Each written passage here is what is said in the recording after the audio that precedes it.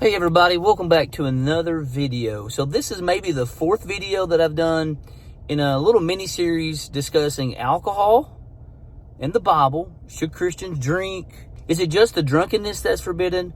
Or should Christians abstain or try to abstain from alcohol completely, altogether? So in many of the comments I receive, people say something like this, but it says wine in the Bible.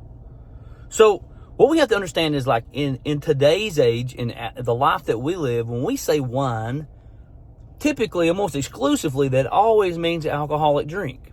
You know, if you want grape juice, you would say grape juice. If you want wine, you would say, you know, I'm wanting an alcoholic drink, or a beer, or bourbon, or whiskey, or whatever it may be.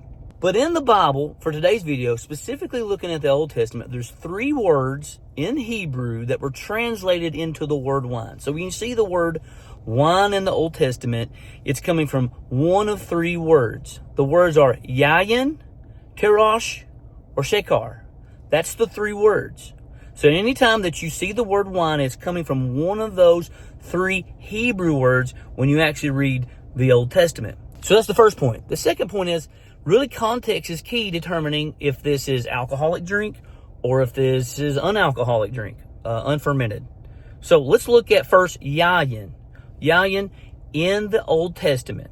Context is key.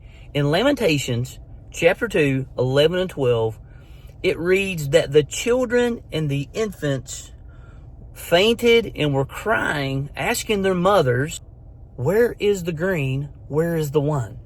Children and infants are asking their mothers, where is the grain and where is the wine? Obviously, this is not talking about intoxicating wine.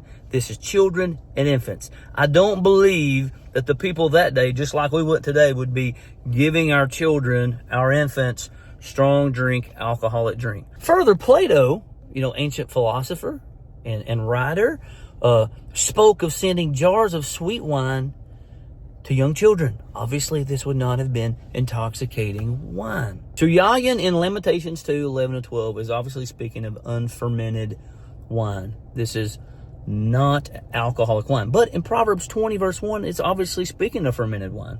It's the same word used, yayin, but it says wine is a mocker, strong drink is raging, or a brawler. It depends upon the translation you look at. But obviously here, there's a warning against this drink. That wine will make you say and do things that you would normally never do, never say. It would make you abusive and aggressive in your language and in your actions. So this is obviously a clear warning against wine. All right, so for the second word in Hebrew is tirosh. Again, translated as wine or new wine, depending upon the translation. And again, context is key with this word as well. So when you see wine, for example, in Hosea 4:11, it says that wine and new wine takes away the heart. This is obviously a warning against wine and new wine. Obviously, in this passage, this is speaking of wine that is alcoholic, wine that is fermented. Isaiah 65:8, it says, new wine is found in the cluster of grapes. He calls that new wine.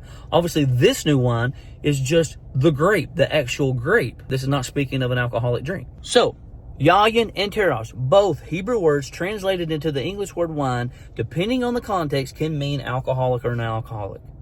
It really depends upon the context. All right, now the final word, shekar. When you look at Isaiah 24:9, it says strong drink, or shekar here, turns bitter. Now think about that. Alcoholic drink does not turn bitter. It already is bitter. Now, it makes sense if this is unalcoholic.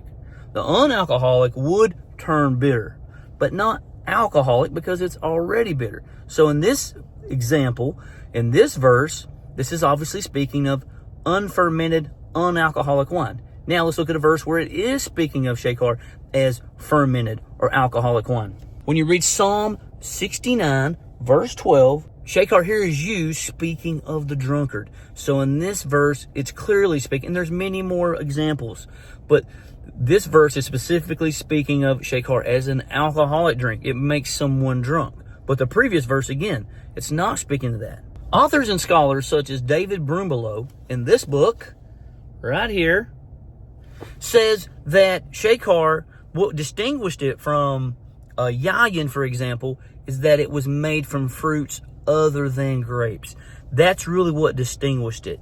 It could also be fermented and unfermented. So again, to wrap up, Yayin, Terosh, Shekar, 3 Hebrew words that were translated into wine or strong drink or new wine, discussing the drinks that we see in our Old Testament. So every time you see the word wine, it does not mean wine as we think of it as today. It is translated from one of those 3 words, and they all 3, depending upon the context, can either mean fermented or unfermented. So in the next video, I'm going to look at this same concept, but from the New Testament, and how there's a couple of words in the New Testament that are translated into the word wine every single time as we read it in the English. So tune in for that next video. Like, subscribe, follow, all those things. God bless you. Have an amazing day. Bye.